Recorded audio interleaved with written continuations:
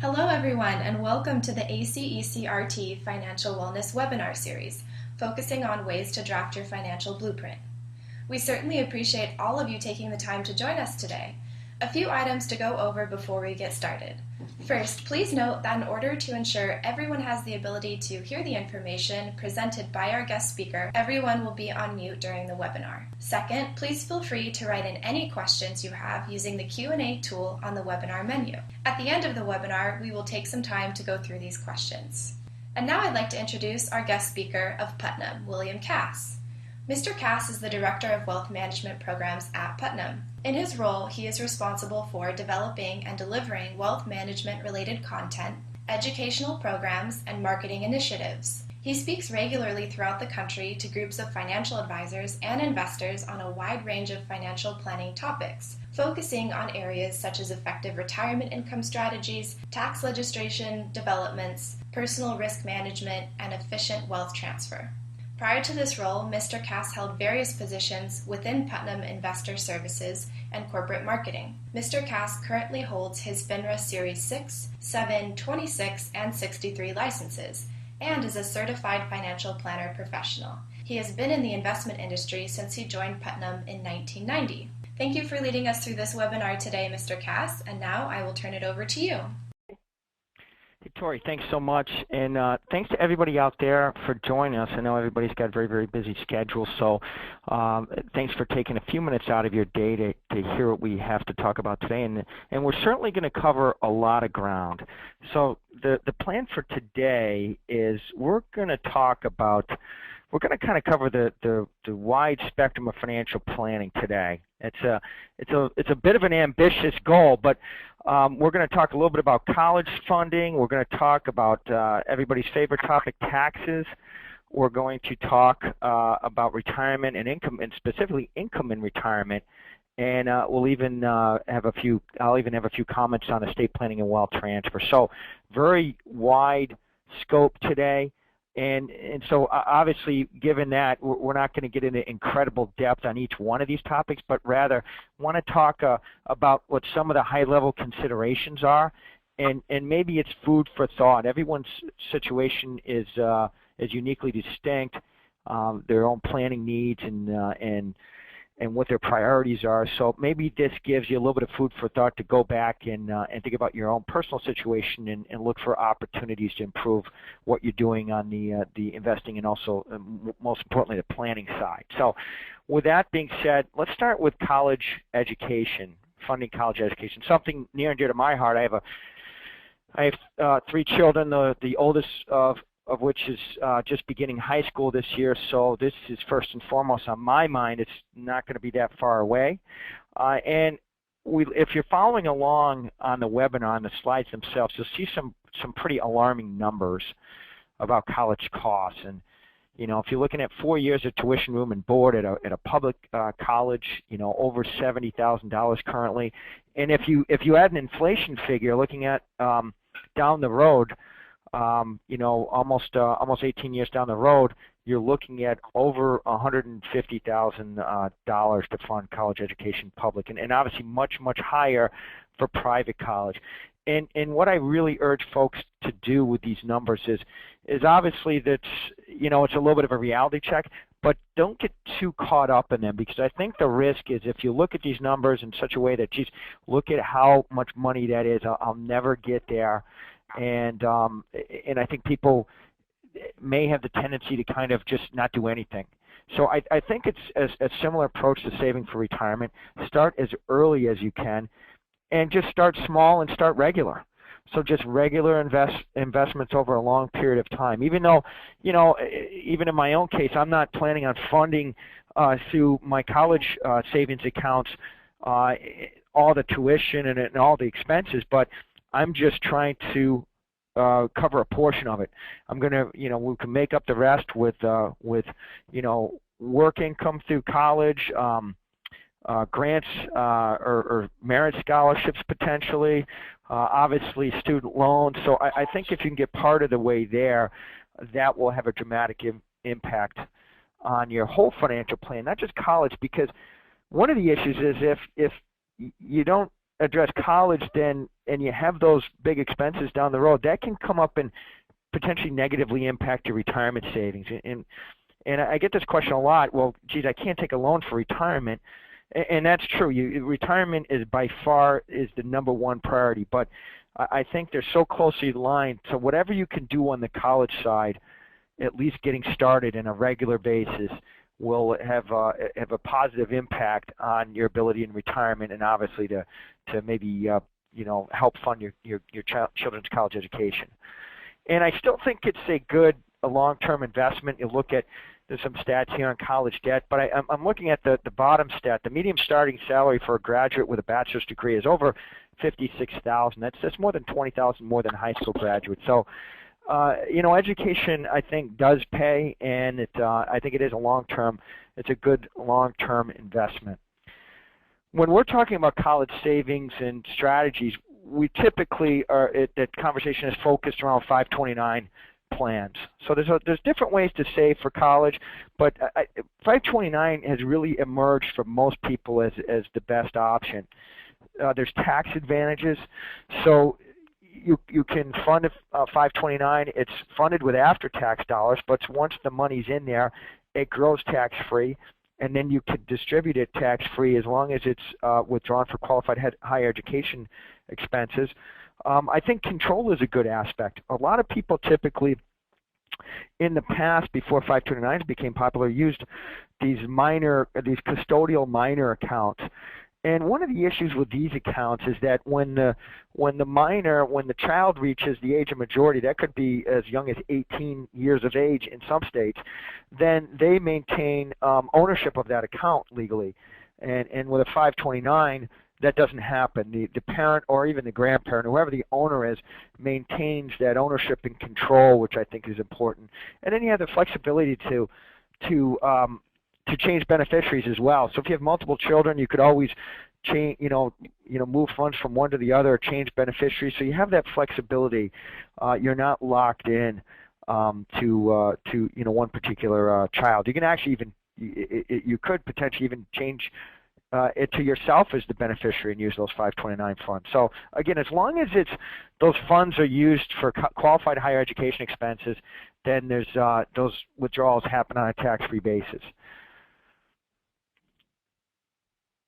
Speaking of taxes, let's talk for a few minutes about everybody's favorite topic. I mentioned taxes, and a few comments, a few considerations around taxes. The first place I'll start is where taxes stand today, and I think it's a little bit of a bad news, good news. The bad news is that taxes beginning in 2013, we did have a tax increase. There were higher tax rates at the highest marginal levels. So tax rates did increase, at least for some taxpayers.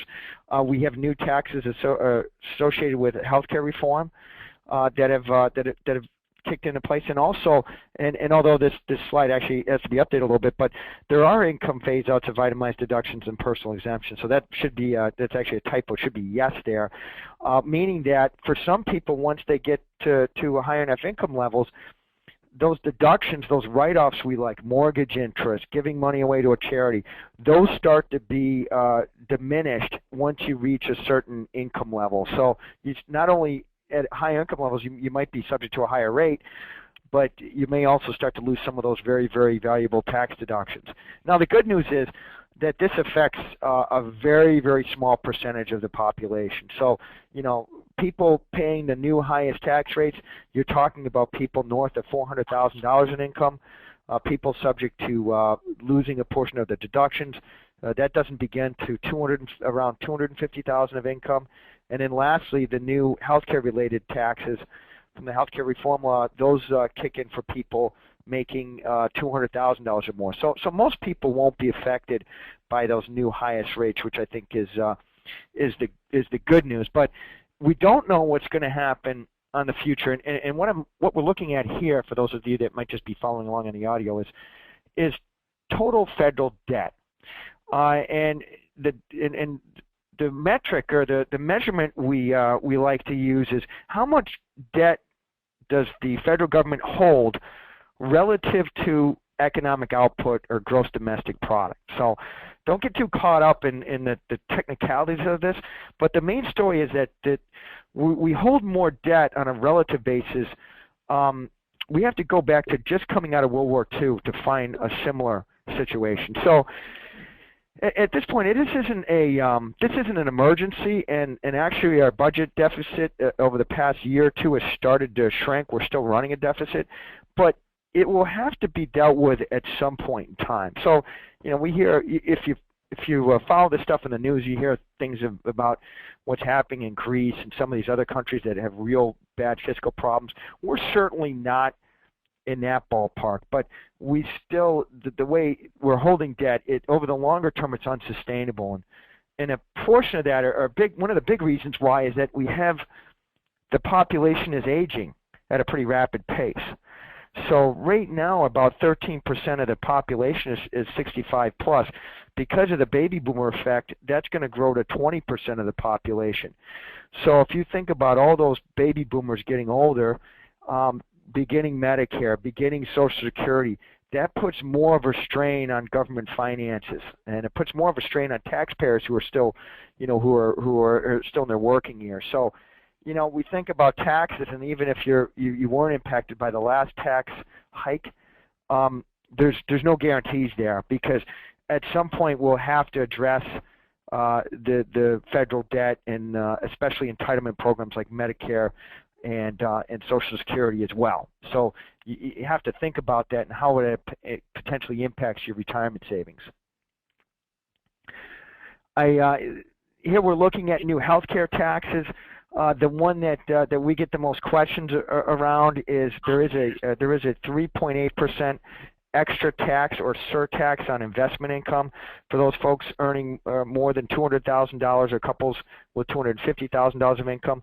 So, for example, if you are above those income levels and you have income, again, investment income, so not from your job, but interest or dividends or capital gains, that type of thing, then you can you may have to add to whatever your tax rate is an extra 3.8% surtax. And this is one of the mechanisms to help pay for some of the benefits that are built into the healthcare reform law. The good news is that if you're taking money out of an IRA or retirement account, or you're getting income from a municipal bond or a municipal bond fund, that those are exempt from that 3.8% surtax. So, so a little bit of good news for retirement plan savers and also folks investing in municipal bonds. And then one last thing I want to talk about in terms of taxes is the alternative minimum tax. I'm not going to spend too much time here because this can get really, really technical, but at a very high level, what the alternative minimum tax is, it's a separate tax system. So when you are completing your taxes or you're working with your tax preparer, you may not be aware of it, but there's a separate calculation going on at the same time with different rules. So it's just different rules than the normal tax system. Okay, it gets very complicated. But for example, myself, I have 3 children. I can take them as personal exemptions. I can get a write-off for them on my taxes. But if I'm subject to AMT, I can't. It's just different rules. I can't write off my I live in Massachusetts. I can't write off my Massachusetts state income taxes or local property taxes. So it's just different rules from your regular regular tax calculation. And basically what happens is that whatever number is higher when those calculations are done, that's what you owe the federal government. So I mention it because if you are subject to AMT or have been, and typically it doesn't start to kick in until you're around a $200,000 income level, then it might be worth talking to your tax preparer. There might be some strategies you can consider to avoid it or at least kind of mitigate it a little bit. So we're going to move on from AMT here. The last thing I want to talk about is taxes on retirement plans. And the good news is that a lot of folks have been saving for retirement in their workplace plan and have been through payroll deduction and getting a company match or company contribution, and a lot of people have been diligent in doing that. So that's the good news. The bad news is that you have to remember that when you get to retirement and start taking those funds out, that you're not going to get 100 cents on the dollar that federal income taxes are due. And of course, I'm assuming that those savings are done in a pre-tax manner, which typically most of the savings in 401ks are. So the way I put it is, that 401k or that large IRA that you own in retirement, you have to think about the fact that the federal government and potentially your state government is almost like a joint owner because when you take a dollar out, they're going to get their cut as well. So you just have to keep that in mind budgeting wise, that when you get into retirement, that if you had $1 million in your 401k when you retire, which seems like a lot of money, and it is, that in reality it's probably only $800,000 or $750,000, depending on where you live and what your tax bracket is. So that's just something to keep in mind. One of the things you can do to kind of deal with this strategically is using Roth IRAs and saving in Roth accounts inside your 401k if you have that option. So remember that Roth is just the mirror image of a regular IRA.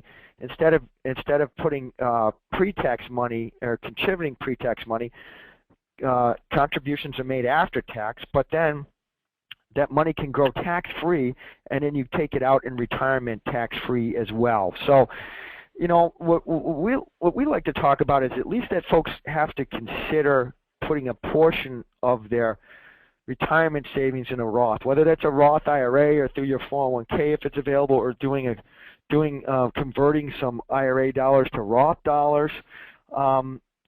It's almost akin to investing and not putting all your eggs in one basket.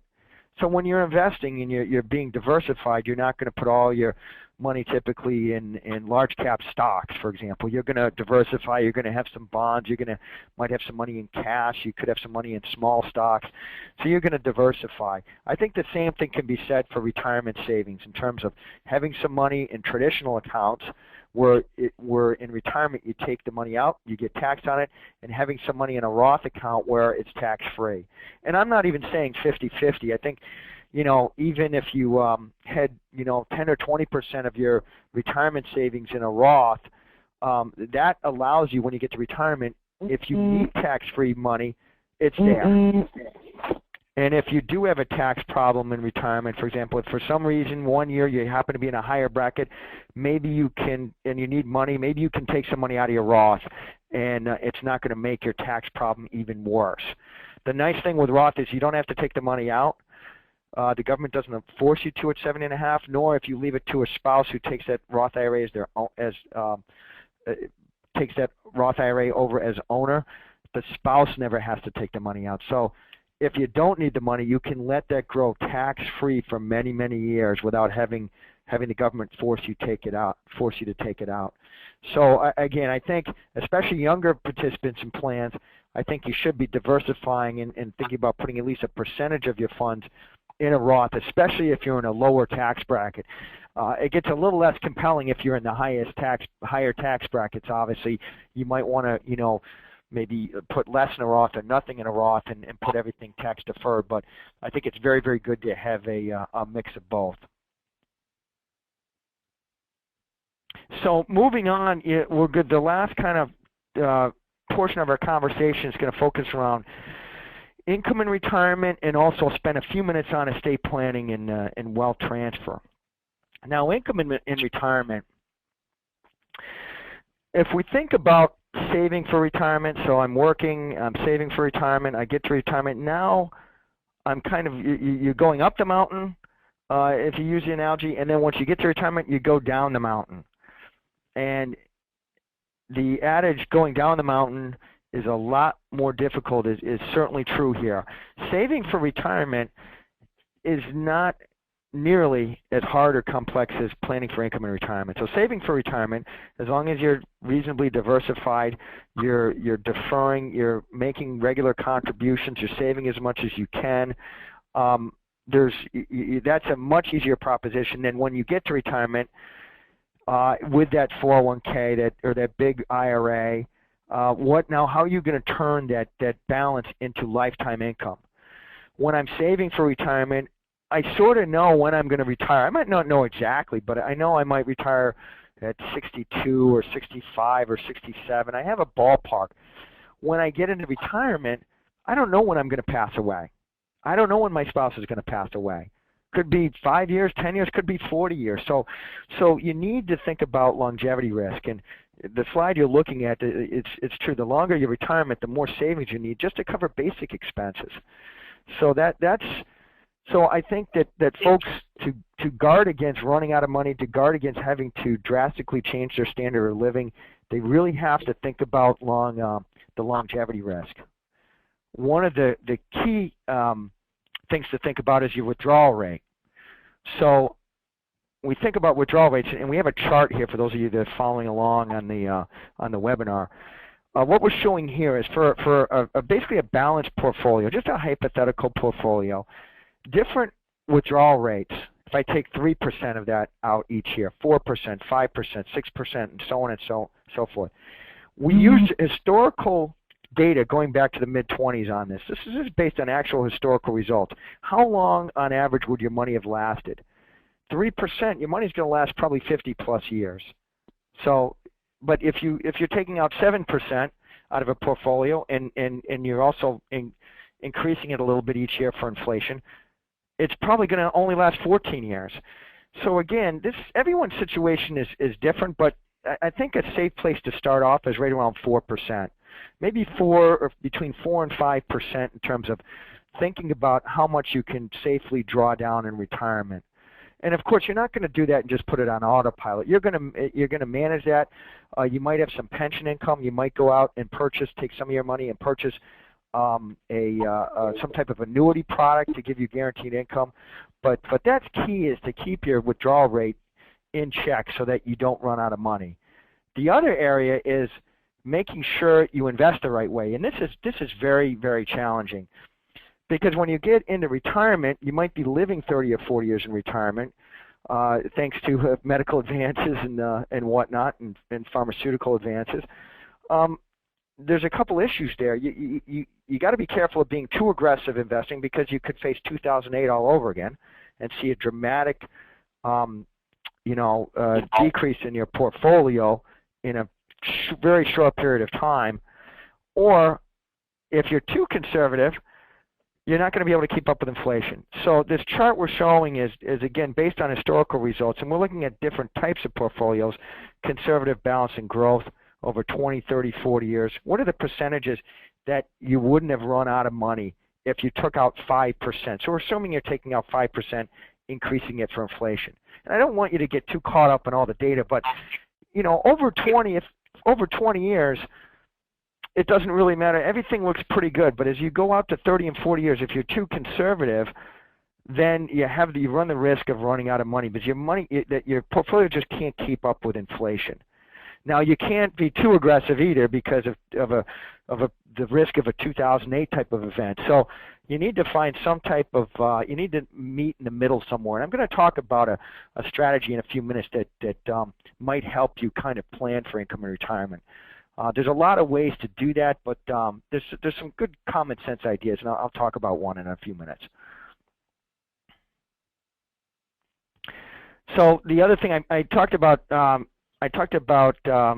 taxes. In retirement, you can, if you're careful about where you're drawing money from, you might be able to manage your taxes. So Social Security for a lot of people is at least partially taxable. Pension income tax is ordinary income. Dividend and long-term gains, actually this slide is a little bit outdated, are taxed at a maximum 20% rate, plus maybe you're subject to the extra 3.8%. So, to what extent you can be smart about drawing down funds or your assets in retirement in a tax-smart manner could make a bit of a difference in how long your portfolio lasts. And then I'm going to go back 2 slides talking about managing your income in retirement. One of the strategies that I think makes a lot of sense is what we call the bucket strategy. Okay, so just bear with me for a second. So the premise is taking your retirement assets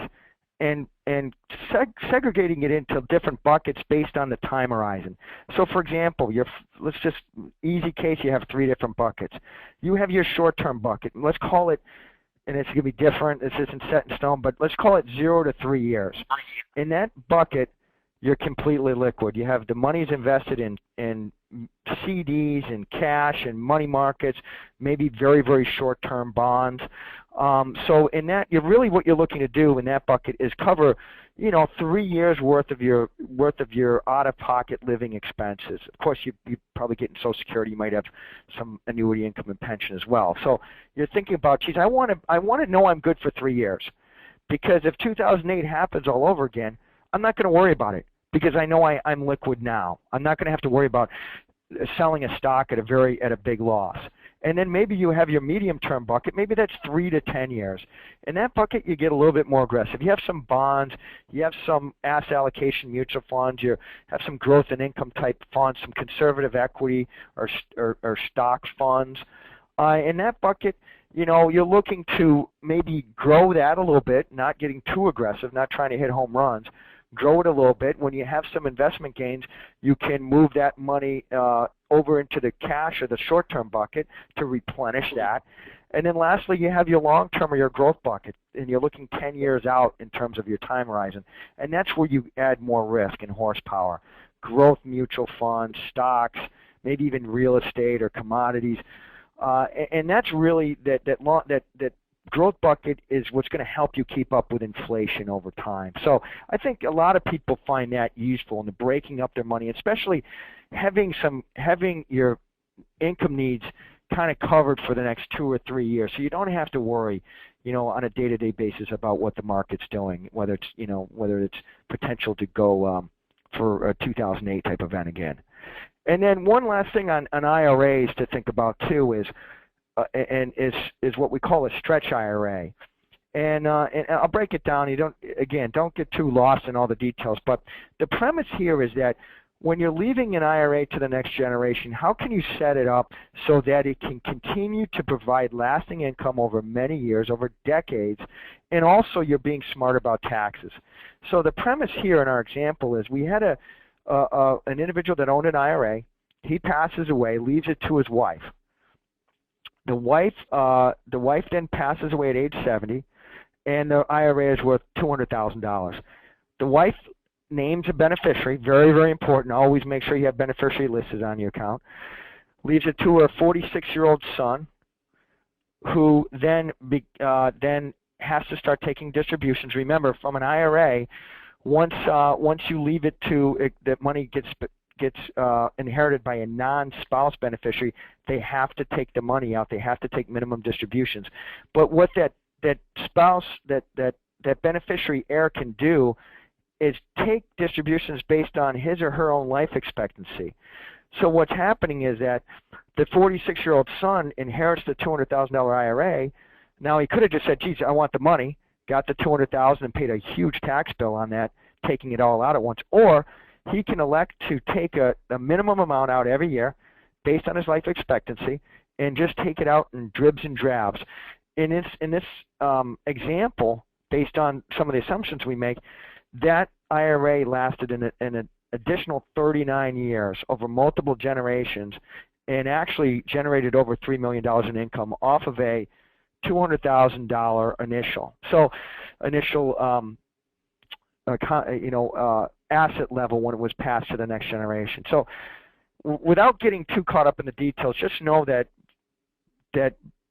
IRA planning for beneficiaries for your heirs, it's important to think about not having them take the money out all at once and facing a huge tax bill. They can stretch that IRA based on their minimum distributions over many, many years and preserve the life of that account. And also, because they're not taking it all out at once, typically it's a much smarter tax play. And then lastly, I'll wrap it up, and then I'll stick around if anyone has any questions. I'll wrap it up with some thoughts on estate planning. And for those of you following along on the webinar, the title of this slide, do you need an estate plan? The answer is yes. The reality is everybody needs an estate plan. Some people obviously have a very simple estate plan, and some people have a very complex plan depending on their needs and their wealth level. So when we think about estate planning, unfortunately, a lot of folks just think about estate tax, federal estate tax. And that's a big mistake. And here's what I'm talking about. Right now, the way the tax laws are structured, you really don't, a husband and wife together really don't have to worry about federal estate tax until they get over $10 million in total wealth, all their wealth. So most people who pass away now do not have to worry about the estate tax, but they don't have that type of wealth, either 10 million as a couple or 5 million as an individual. Okay. Now, the problem with that is I think a lot of folks look at that and say, geez, I have the decent level of wealth, and I have a house, and I have some accounts and property and whatnot, but I certainly don't have 5 million or 10 million as a couple. Then I really don't have to do any estate planning. And that's a big mistake, because estate planning isn't all about the taxes. It's about transferring assets in a very efficient manner. It's also about dealing with, decision making if you can't make decisions for yourself. So I think it's very key to have, the documents in place, the fundamentals in place. You're making sure you have beneficiaries listed on your retirement accounts, on your life insurance contracts, on annuity accounts. You're thinking about a power of attorney in case you can't make a decision, or a healthcare directive or a healthcare proxy, so someone can get your health-related information for you and potentially make decisions if you can't make those types of decisions. A will to designate where your non-beneficiary assets will go. And then trusts as well. For example, revocable trusts. These revocable trusts are pretty straightforward, not expensive to set up, and can help folks in many cases avoid the probate process. So, for example, if you have a property that's not an IRA or some type of property that you can list a beneficiary on. So, for example, a house. Do you want to leave that just straight up in a will to the next generation? And that would typically have to go through the local probate process, which costs money, it's time, it's also a public process. Whereas in a revocable trust, typically you can transfer ownership of that property at death outside of the probate process. So it's much more efficient. And then irrevocable trusts, for more complex needs. If, for example, you're thinking about leaving money to family members who have special needs, or family members that maybe have some issues financially and would be apt to spend through an inheritance very quickly, you can set up trust to put some guardrails around that.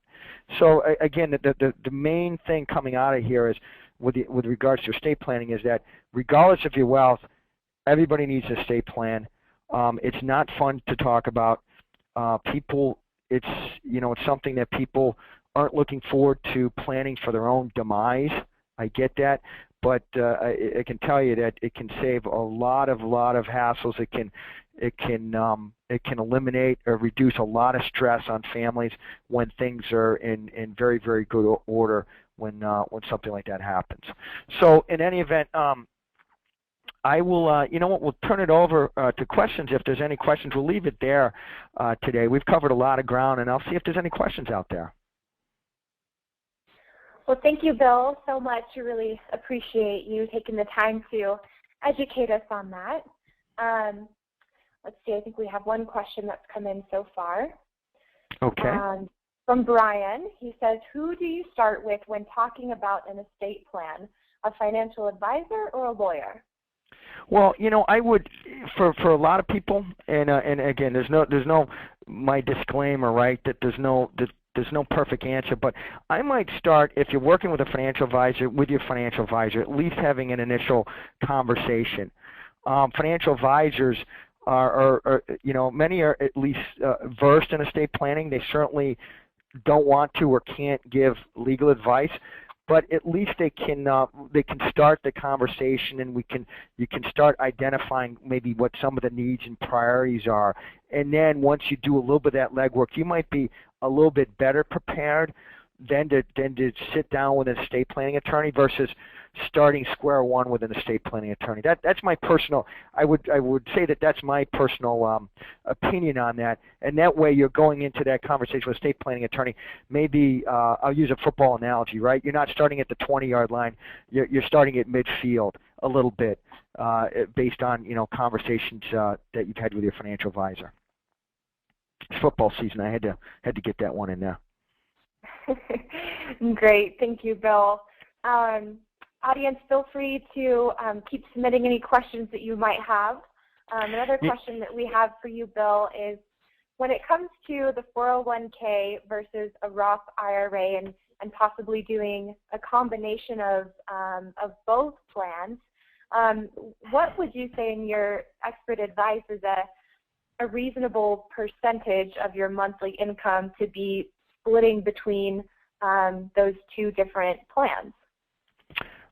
Monthly income or monthly contributions, I guess, would be my first question. So let's start with the 401k, and maybe we can get a follow-up clarification here. But obviously, in the 401k, you want to make sure you're contributing at least to the match and more. I mean, at Putnam, we think people should be contributing 10% of their income to a retirement plan. So I think that people that are contributing 3-4%, and you can't get to 10% overnight for a lot of people, but just adding 1% a year, 2% a year, something like that, ratcheting it up over time. So as far as Roth versus 401k, it depends on whether your 401k offers the Roth option inside the plan.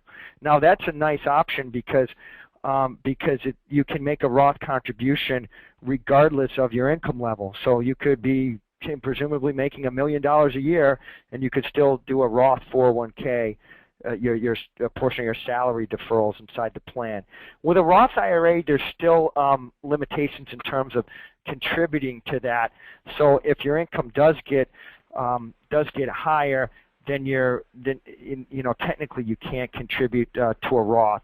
That starts to get decreased at $114,000 for singles and $181 for married couples. But I think, this is definitely not scientific, but I think if you have time and you can kind of shoot for that 80-20 split of pre-tax to Roth money in retirement, I think at least that's a good starting point. Maybe you can be a little bit more aggressive than that if you're younger and you get an earlier start on investing in Roth for some people. Best case scenario, when you're younger in a lower tax bracket, you're investing in Roth. As you get older and start to creep up brackets, maybe you kind of turn the Roth down or turn the Roth off, and then you go more pre-tax then during those years. So that would be. And again, I don't want to just have a extremely long answer to a short question. But one other question I get about Roth is that I get when I'm speaking to groups across the country is, what if the government changes the rules? I've invested in a Roth, and now I'm retired, and now the government needs money, and they change the rules on me, and now they can't tax you again on Roth money because it's after tax. But could they conceivably say, what, you put money in a Roth and it tripled in value, your investment earnings in that Roth, we're going to tax a portion of that because you're in a higher tax bracket or something like that. Of course, I'm just making this up hypothetically. Conceivably, yes. But I think the risk of that is very, very low. But that's a reason why maybe you don't want to put all your eggs in the Roth basket, because we just, trying to predict what will or won't happen in our nation's capital is very, very difficult. But again, I wouldn't miss out on utilizing the Roth option just because of some chance that the government might do something down the road. I would still want to be diversified. Thank you, Bill. Sorry for the long answer. No problem. Thank you for going so in depth. We have another question from Walter. He says, I am 26 years old and have incurred debt from student loans. How much should I start saving for retirement, and how soon? Well, in that case, obviously you at least want to take advantage of the match in that. I think that you want to take advantage of the match, so you're not leaving anything on the table with your employer. With the student debt, I think it depends partially on what that debt looks like, the quality of that debt, meaning what the interest rate is. So if it's a government subsidized debt, it'll probably have a little bit better of a competitive interest rate. You still want to be paying it off, but if it's some type of private loan with a very high level of debt, then or higher interest rate, then you might want to accelerate that. It's like the old adage: if you have a significant credit card balance and you're paying 18% on that credit card balance, if as you pay that down, that's akin to a guaranteed 18% investment return. So it depends a little bit on the interest rate, but I wouldn't just sacrifice starting early on that retirement plan. I certainly wouldn't leave anything on the table in terms of an employer match.